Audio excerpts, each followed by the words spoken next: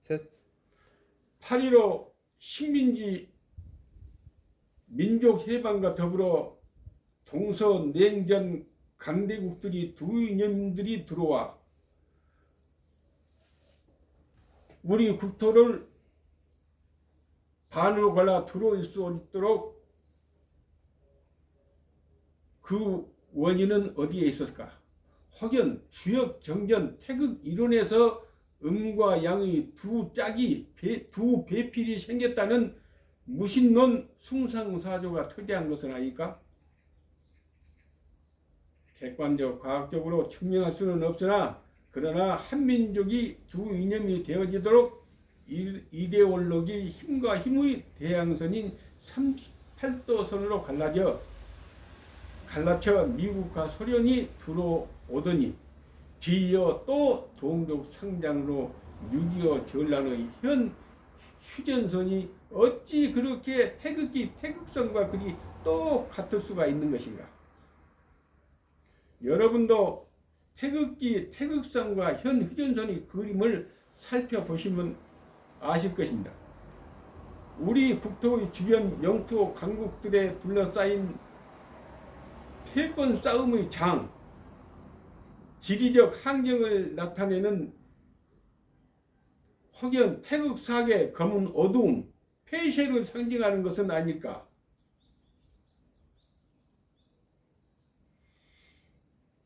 또한 국토의 중심인 허리를 누차에 걸쳐 분할 점령하게 하는 무신론 철학서, 주역 태국도선, 태극 음양도, 두짝 두 이념이 우리 국민의 오랜 숭상사조가 불러들이고 있는 것은 아닐까.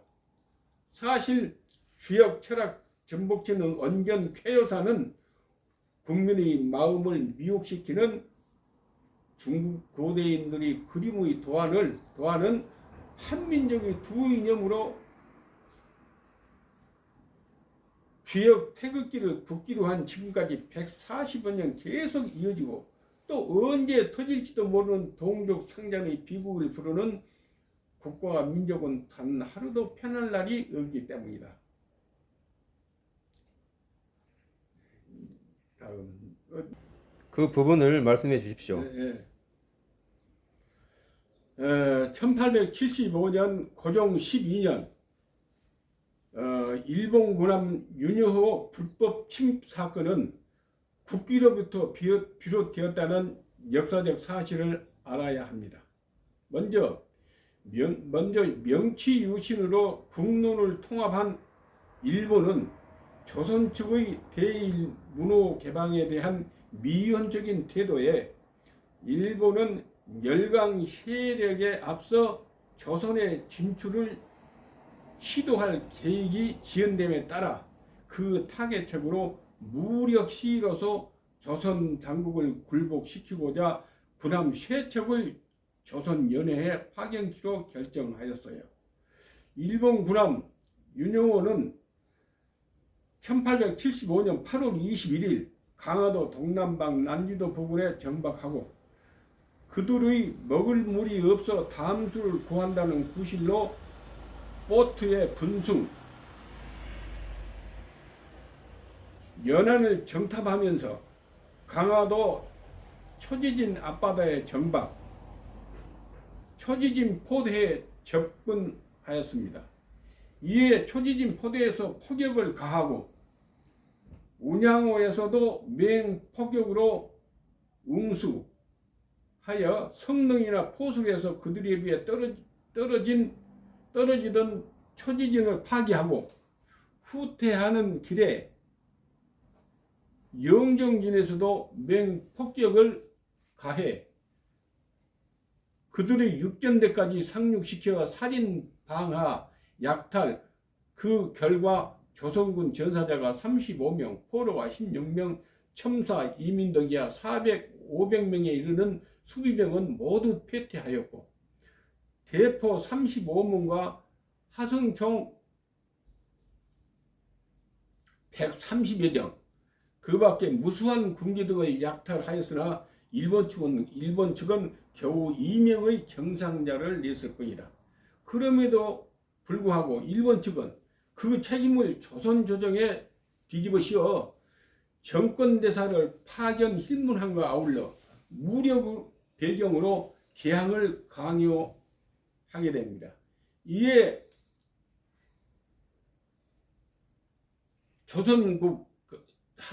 일본과 조선국 간의 불평등 강화도 조약이 체결, 조선의 개국이 이루어지게 됩니다. 이러한 한일 간의 불평등 조약이 이루어지게 되는 데에는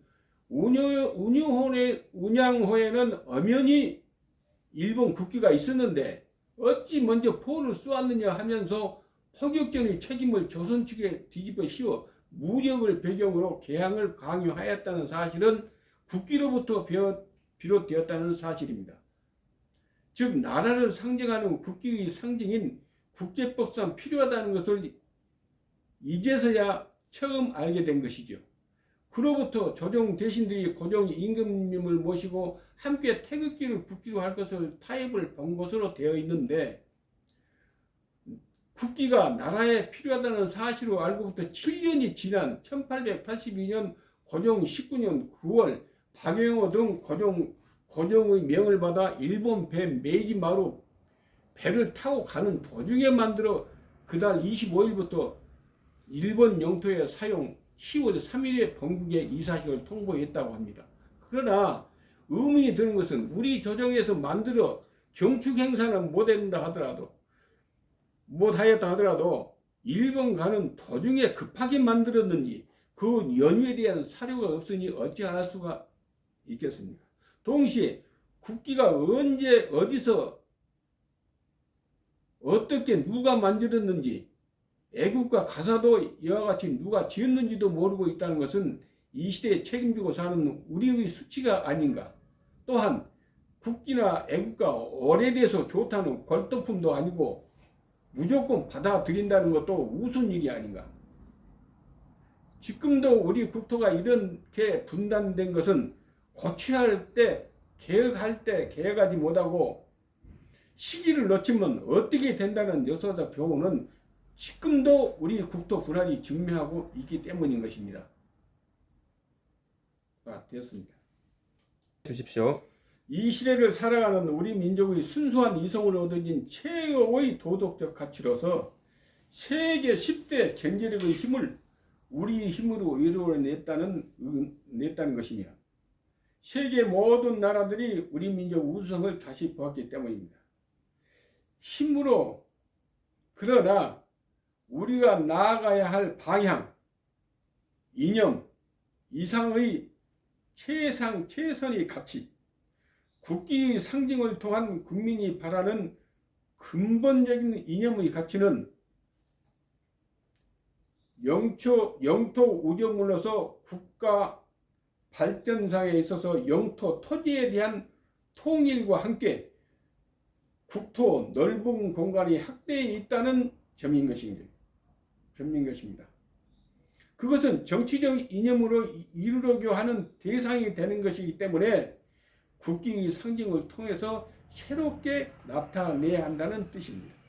우리도 분단된 국토가 통을 이루고 나아가서 삼천리 강산을 뛰어넘어 만주의 고토의 영국권 회복을 위한 염원을 전제로 하여 감정과 사상상을 표현해야 한다는 의미인 것입니다.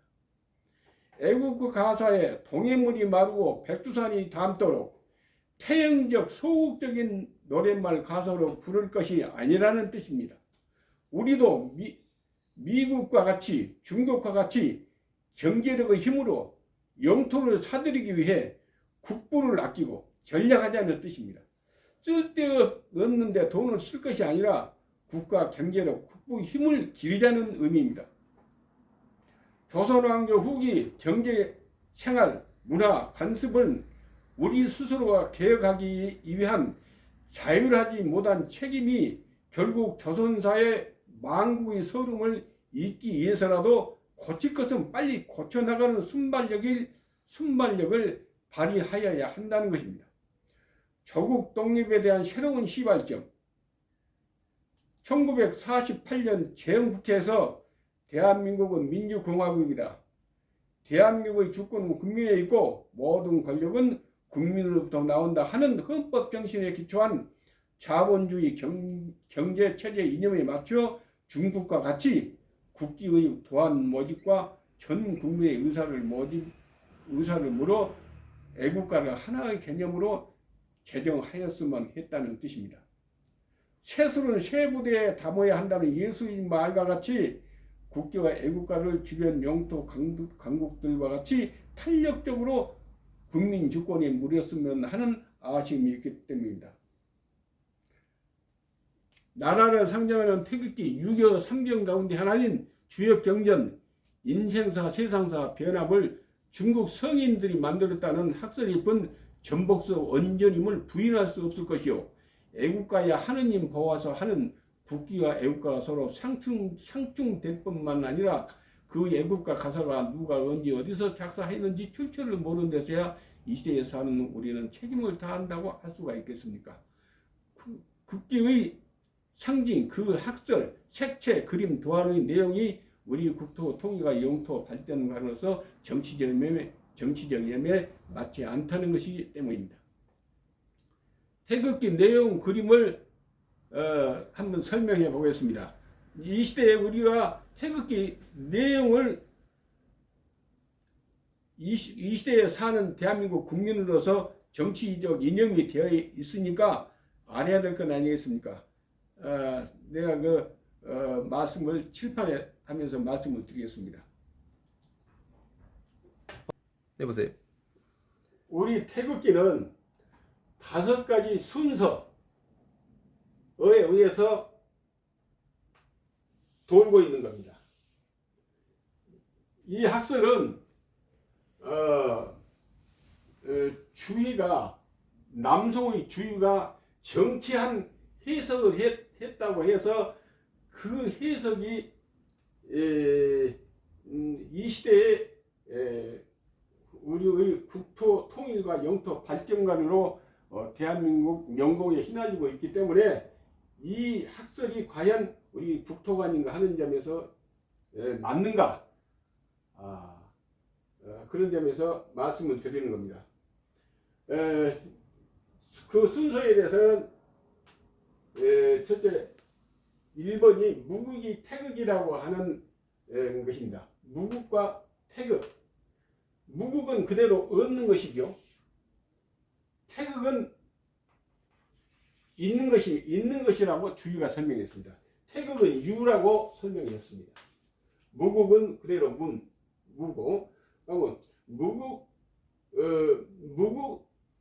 무국의 진과 이익이 음의 기와 양의 기와 이익이 오행과 묘합관계로 보는 것입니다. 음정과 양동, 오행과 관계에서 이것을 묘합관계로 보는 거죠.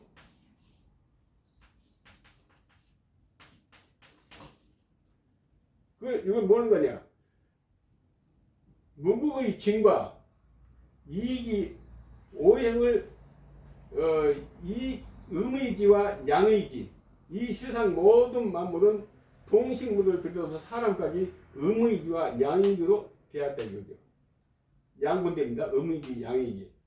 그러면 오행은 금복수와토 오행이라는 것은 뭐냐? 이것은 모든 음의기와 양의기를 닿는 그릇입니다. 이것은 그릇이죠. 이것을 질이라고도 합니다. 질, 바탕질. 그러니까 음의기를 담는 그릇, 양의기를 담는 그릇 이렇게 보면 되죠. 이것을 음의기와 양의기 이것을 묘합관계 보는 것은 사시사철 계절의 변화에 따라서 음의기와 양의기가 묘하게 서로 만나고자 하는 묘합관계. 또 어떤 그 종족 번식을 위해서 서로 만나고자 하는 그런 본능적 이런 것을 묘합 관계로 보는 것입니다. 묘하게 서로 합해진다는 것이죠. 아니 호랑이나 모든 산짐승 또 뿐만 아니라 모든 식물이 그 계절의 변화에 따라서 그 종족 번식을 위해서 그 만남이 된 것이잖아요. 그 사람도 이와 마찬가지예요. 이런 것을 묘합관계를 진리라고 하는 것이죠. 무국의 진. 그 묘합관계로부터 건남 권녀를 낳고 만물을 하생하나 만물은 다시 소멸되면은 음과 양으로 돌아간다는 것이죠. 만물 하생이 음과 양으로 돌아가고 음과 양은 다시 돌아서 태극으로 돌아간다는 겁니다. 태극으로 돌아가는 것을 이라는 개념으로 하는 거죠. 태극을 이라고 하는 거죠. 그러니까 여기서 무국을 진이라고 하고 태극을 유라고 했을 때 이거는 이입니다. 태극은 있는 것을 말하고 무국은 그대로 없는 것이죠.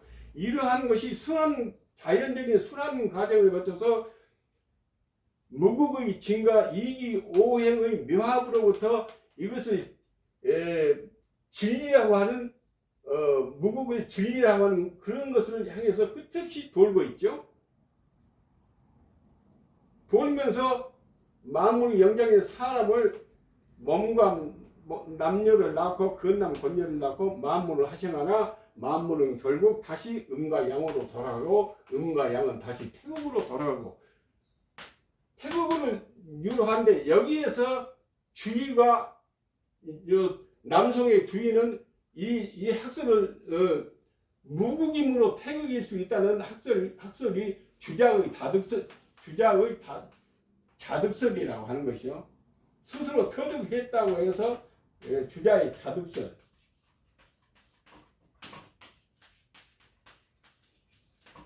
이 자득설이 우리나라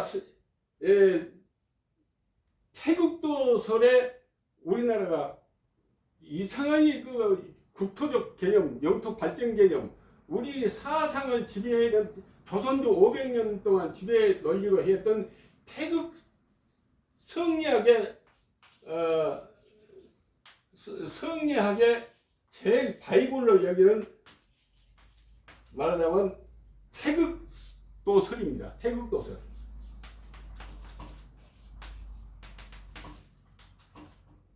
태극도설이 지금까지 우리가 태극기를 영토적 개념으로서 추앙하고 모든 정신이 집중되어 있다 이 말입니다. 그래서 우리나라 태극기 내용을 이 시대에 태극기 내용을 학생들이 얼마나 압니까? 그래서 우리나라 태극기 내용은 이런 식으로 해서 순환되고 돌고 있다는 것을 말씀드리는 것입니다. 여기서 주자의 자득설과 말하자면 남성시대에 말하자면 도가 연원설과 대립되는 것이죠. 도가 연원설은 기철학을 기철학 노장사상의 기철학과 대립되는 그런 말하자면 논쟁이 있었습니다. 그때 남성시대 당시대 주위와 동시대에 살던 말하자면 육구서 형제들이 말하자면 자무국 이태극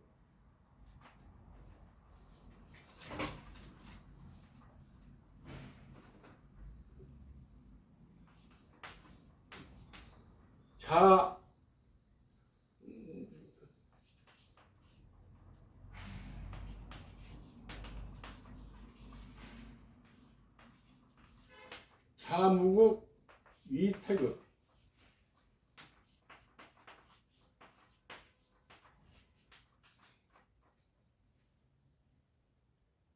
이러한 논쟁이 당시 시대에 있었던 건 사실입니다. 무국으로부터 태극이 됐지 않느냐 이런 논쟁이 있어요. 무국과 태극에 대한 논쟁이 당시 시대에 있었죠. 무국으로부터 태극이 탄생이 되었는가? 분명히 그런 무국과 태극을 둘로 이렇게 당시 시대에 나눠서 도가 연원설을 주장하는 학자들은 그렇게 얘기를 했습니다만은 주의가 그렇지 않다. 무국인 태극인 유를 설명하다 보면은 무라는 것은 사람도 없는 데서 나라고 하는 존재가 태어났고 또 또 무라는 데서 모든 생명이 다시 태어났고 그렇기 때문에 무국이라는 데서 유를 설명하다 보면 무에서 무에서 나왔다는 것을 말하자면 비유적으로 말한 것이다. 정치한 해석을 했다고 해가지고 그렇게 모두 도가 연원설과 주의 자득설과의 논쟁이 있었던 건 당시대에 있었던 건 사실입니다. 그러나 어떻게 됐든 우리가 무국의 태극 또 이러한 태극기가 음정양동 또 오행 건곤 건남 건여 만물하생이 우리 태극기의 사이클이 이렇게 돌고 있다는 것을 알아주시기 바랍니다. 됐습니다.